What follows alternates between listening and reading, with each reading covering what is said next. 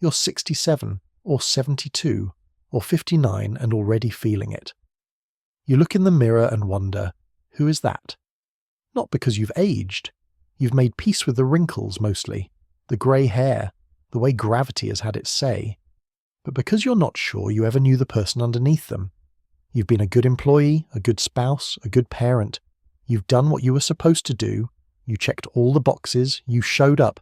You did your duty. So why does it feel like you've been living in someone else's skin?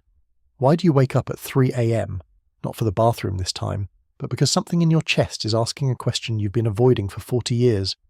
This isn't a crisis. It's a reckoning. The kind that comes when you have enough years behind you to look back and see the path you actually walked, not the one you thought you were on, and maybe, just maybe, enough years ahead to do something about what you see. This is a reflection, not therapy, not a fix, not a lecture on how to live better. Just two people, you and me, looking at something true, something that matters, something that most of us spend our lives avoiding until it's almost too late. There's a woman named Bronnie Ware. You might have heard of her. She wrote a book that became quietly famous in the way important truths do, spreading person to person like a secret being shared. She spent 8 years sitting with dying people, not as a doctor, not as a nurse exactly, as a companion, as someone who stayed when others looked away. And in those final weeks when pretense becomes impossible and truth becomes urgent, she heard the same things over and over. Regrets.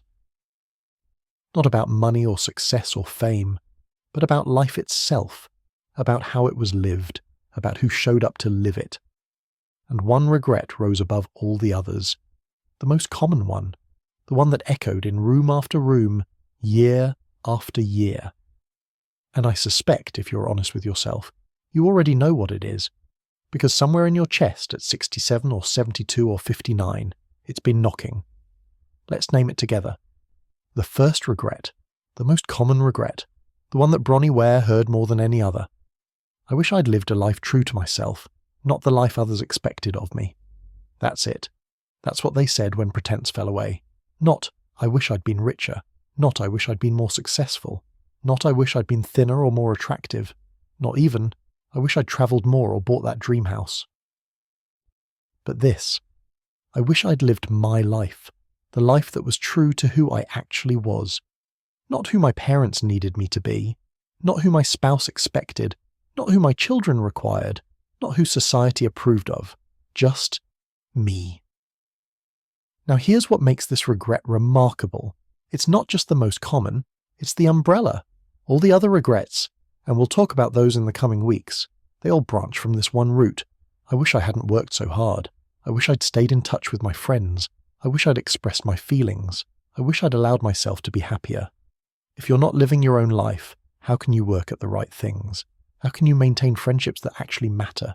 How can you express feelings you've been trained to hide? How can you be happy in someone else's costume? This regret is the trunk. Everything else is branches. And here's what makes it so hard to understand, so hard to even see clearly. These weren't people who lived obviously false lives. They weren't con artists or actors playing roles they knew were fake. They were us. They made good choices for good reasons. They sacrificed for people they loved. They built respectable lives. They did what they were supposed to do. But somewhere in all that goodness, all that responsibility, all that doing what was right, they lost track of who they even were, the person underneath the role, the self beneath the should. It wasn't a dramatic theft. It was erosion, grain by grain, year by year, choice by small choice, until one day they woke up at 78 with 3 weeks left and realized, I never showed up to my own life. And the question is, are you going to wait that long to realize it? Let's trace how this happens, how we get here, because it's not one big moment. It's not a single decision where you sell your soul and walk away counting money. It's 1,000 small erasures, 1,000 tiny compromises, 1,000 times you said yes when you meant no, and no when you meant yes. Let's walk through the decades together. See if you recognize yourself in this. Ages 20 to 30. We chose the practical major over the passionate one. We took the job with benefits instead of the risk with meaning. We got serious because that's what adults do. Our parents said, Art is nice, but how will you eat? So we became accountants instead of painters. We became managers instead of musicians. We chose security over calling. And we told ourselves, I can always do that other thing later, someday, when I'm stable. Ages 30 to 40. We built the life that looked good from the outside. We bought the house in the right neighbourhood. We had the children, because that's what you do. That's what makes a complete life. We climbed the ladder because that was the point, wasn't it? Up, always up. We worked late. We missed recitals. We were building something, we told ourselves. Providing. And the person we were at 25, the one with dreams that didn't fit in a 401k, that person started to feel like a stranger. Someone young and naive who didn't understand how the world works. Ages 40 to 50. We doubled down, because by now we were too invested to question. Mortgages, college funds, aging parents, reputations, expectations. This is responsibility, we told ourselves. This is love. This is what good people do. And maybe we felt something like restlessness. Maybe we woke up occasionally and thought, is this it? Is this all there is? But we pushed it down. We took a vacation. We bought something. We got busy. Because stopping to question would be, what? Ungrateful, selfish, dangerous. Ages 50 to 60. We saw the finish line. Just push through to retirement, we told ourselves. Just make it to 65. Then we'll finally live. Then we'll finally travel. Then we'll finally do those things we always meant to do. Then we'll finally figure out who we are. And then we retired. And we had no idea who we were. The calendar was empty and so were we. The kids didn't call as much as we'd imagined. The travel was nice, but it didn't fill the hole. And we realized with a kind of horror, we'd been waiting our whole life for a moment that feels like nothing, like anticlimactic silence. Because we'd spent 40 years being what everyone needed, and we were very, very good at it, but we'd never learned to be ourselves. Now let me tell you why this happened, not to excuse it, but to understand it.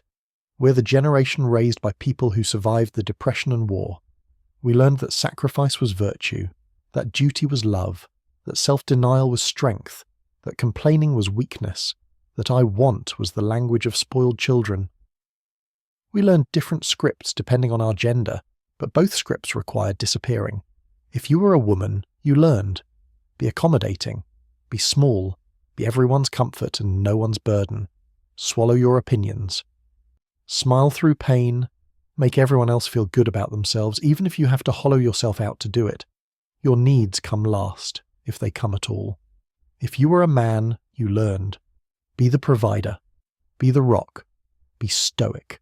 Show no weakness. Your feelings are irrelevant. Your pain is private.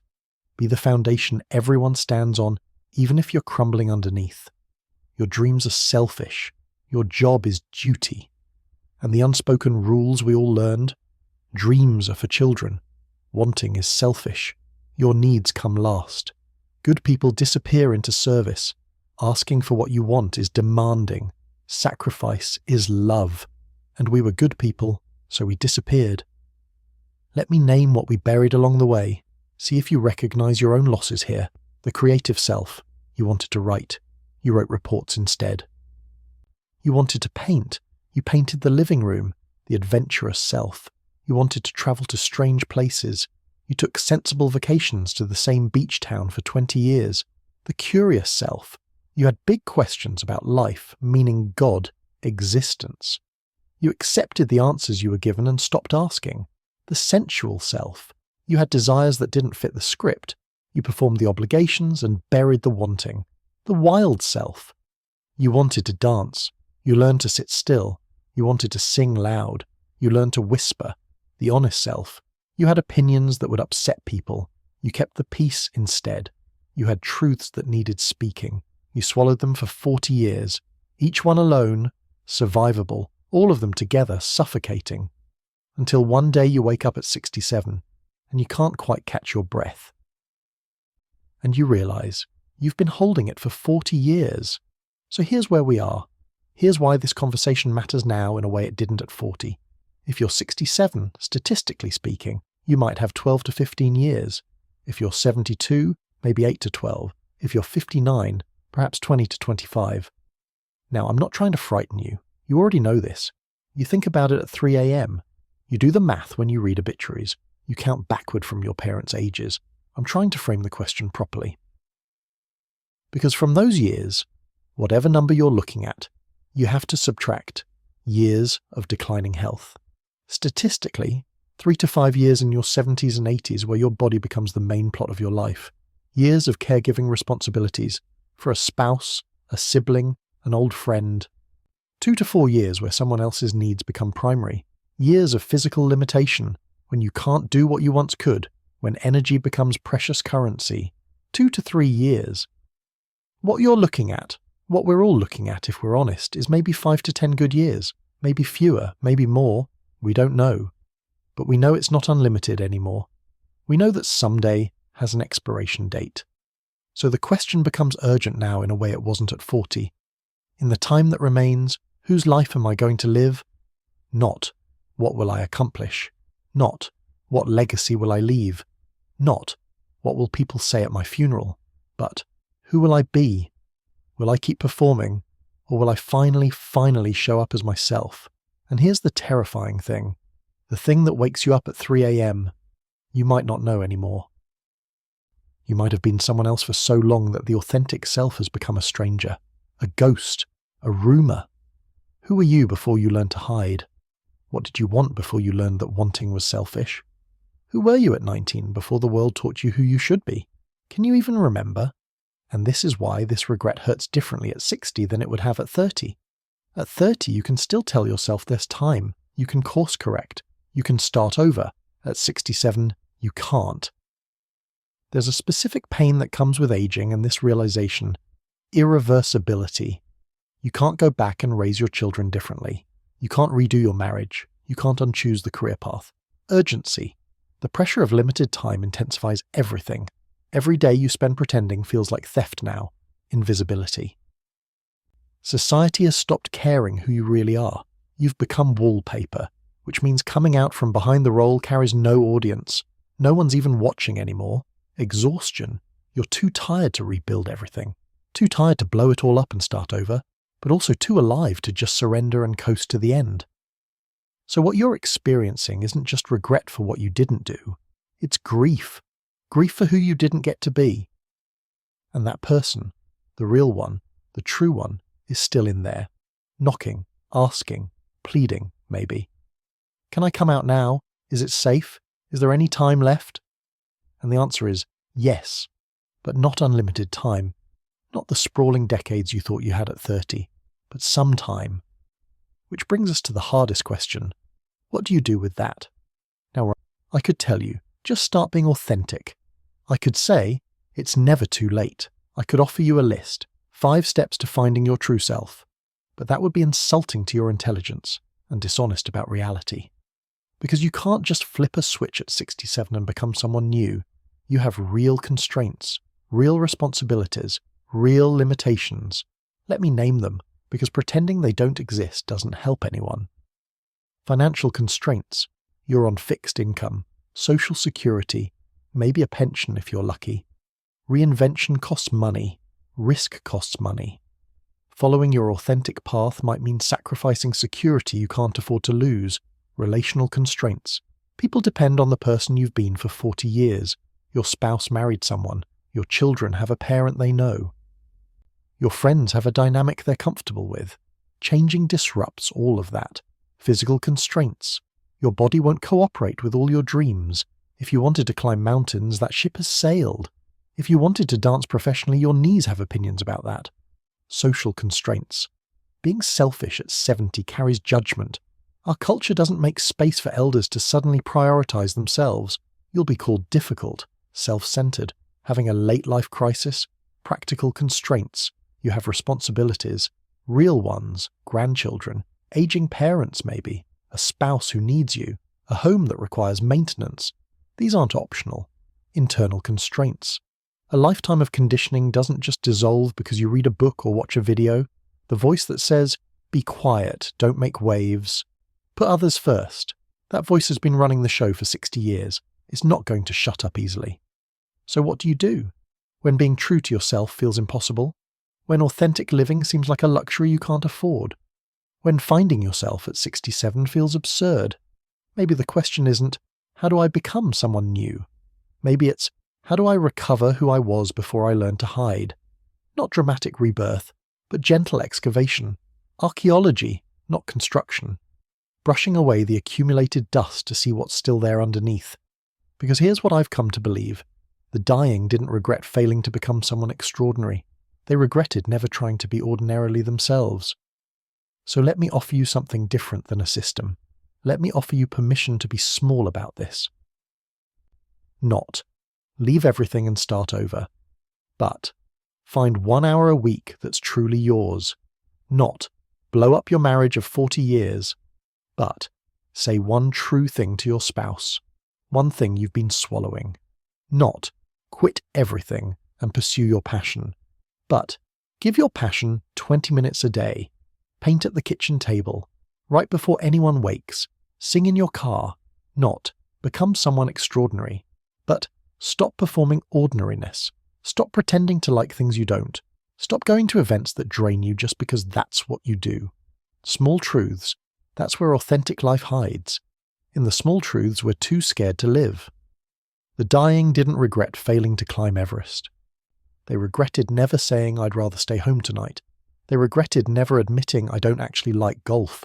They regretted never telling their child I'm proud of you, because it felt too vulnerable.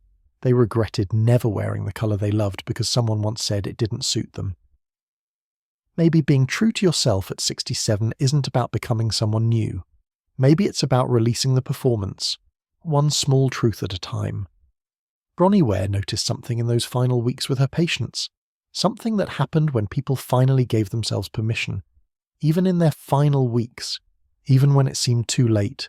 Even when they were dying. A kind of peace would settle in. They'd stop pretending. They'd say what they actually thought. They'd ask for what they actually wanted. They'd tell stories they'd never told. They'd admit truths they'd hidden for decades. And the people around them, the ones who'd known them for years, would often say, I've never seen them like this. More themselves, more present, more real. And here's what's remarkable. The people around them adjusted. The spouses, the children, the friends, they adjusted to the authentic version. Often, they preferred it. Because here's a truth we forget. People don't actually need you to be perfect. They just need you to be real. The performance exhausts everyone, not just you. So if those dying people could tell you something now, if they could speak to you at 67 or 72 or 59, what would they say? Let me share what Bronnie heard, what I've heard, what the threshold teaches. Message 1. The people who truly love you want to meet the real you, even if it's uncomfortable at first, even if it changes the dynamic, even if they have to adjust their expectations. They want connection with the authentic version, not performance from the fake one. Your spouse might be relieved to drop their own mask. Your children might finally understand you. Your friends might feel permission to be honest too. Message 2. Waiting for the right time is a trap. There is no right time. There's only the time you have. And every day you wait is a day you're not living. The conditions will never be perfect. Your courage will never feel sufficient. The risk will never feel safe. But you're dying anyway. We all are. So what exactly are you protecting by staying hidden? Message 3. Being true to yourself isn't selfish. It's the most generous thing you can do, because it gives others permission. Your authenticity creates space for others to be authentic. Your honesty invites honesty. Your courage models courage.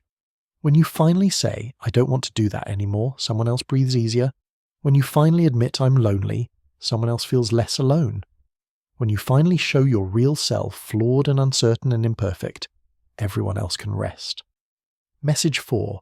The fear of judgment is worse than actual judgment. Most people are too busy worrying about their own lives to spend much time judging yours. And the ones who do judge harshly, they're usually the ones most trapped in their own performance. Your authenticity threatens their carefully maintained facade. Let them be uncomfortable. That's not your responsibility. And here's the hardest wisdom, the one that Bronnie's patient said again and again. Pretending to be fine when you're not fine is its own form of dying. Performing happiness while you're hollow inside is dying. Showing up as who you should be instead of who you are is dying. Living for applause that never comes is dying. and you're still alive, which means you still have a choice. I'm not going to tell you what to do. I'm not going to offer you a system or a program or 6 steps to authentic living. I'm not going to promise this will be easy or that everything will work out if you just believe in yourself. Because you don't need instruction. You need permission, and only you can give yourself that. But here's what I'd invite you to consider. Not answer, not solve, just consider, sit with for a while. If you had 1 year left, just one, what would you stop pretending about? Not, what would you do? Not, what would you accomplish? But, what would you stop hiding? What mask would you take off? What true thing would you finally say? What small authentic act would you finally allow yourself? What performance would you stop giving? Maybe it's telling someone you don't actually like golf. You've been playing for 20 years because your spouse likes it, but you hate it. You'd rather read. Maybe it's admitting you're lonely, saying it out loud, asking for company. Maybe it's singing in your car, loud, with the windows down, not caring who sees. Maybe it's wearing the colour you've always loved, the one someone once told you was too much for your age. Maybe it's saying, I don't want to instead of I can't. Owning your choice instead of hiding behind excuses. Maybe it's telling your child you're proud of them, even though it feels vulnerable, even though it's not how your family talks. Maybe it's going to therapy at 70, because you deserve to understand yourself before you die. Maybe it's painting, or writing, or dancing in your living room, or gardening in ways that don't make sense to anyone else. Maybe it's saying I'm afraid instead of pretending to be fine. Small truths. That's where authentic life hides. In the small truths we're too scared to live. You don't have to become someone new. You don't have to blow up your life. You don't have to be brave in some dramatic Hollywood way. You just have to be slightly less hidden, one small truth at a time. You're 67, or 72, or 59, and you've lived someone else's life, at least partly for very good reasons. You were being responsible. You were being good. You were being what you thought you should be. You were loving people the only way you knew how. And now you're here, looking at the time that remains, asking, is there room for me in it? The answer is yes. Not the whole you, maybe. Not the you that could have been if everything had been different. Not the you at 25 with unlimited time and possibility. But pieces of you. Real pieces. True pieces. And pieces might be enough. Pieces might be everything. This is the first regret. The most common one. I wish I'd lived a life true to myself. Next Tuesday, we're going to sit with the second regret. I wish I hadn't worked so hard. And we're going to talk about what that really means when you're on the other side of a career, when the work is done but the regret remains. If you want to be here for that conversation, you're welcome to subscribe. Not because I need the numbers, but because these reflections are easier when we know we're not alone in them. And if today's reflection stirred something in you, if you recognized yourself in any of this, I'd be grateful if you'd share it with someone who might need to hear it too, not for the algorithm, but because someone you know is lying awake at 3 a.m. asking themselves the same questions, and they need to know they're not the only one. And if you feel comfortable, share below. What's one small truth you're afraid to live? Not for my curiosity, but for yours. And for the person who'll read your comment tomorrow and think, oh, I thought I was the only one who felt that way. The life you didn't live, some of it is still available, not all of it. Time has closed some doors, age has closed others, choices have closed still more. But not all of them. And the only question that really matters now is, what will you do with that? I'll be here Tuesday, same time, same chair, same companionship. Until then, friend, be slightly less hidden.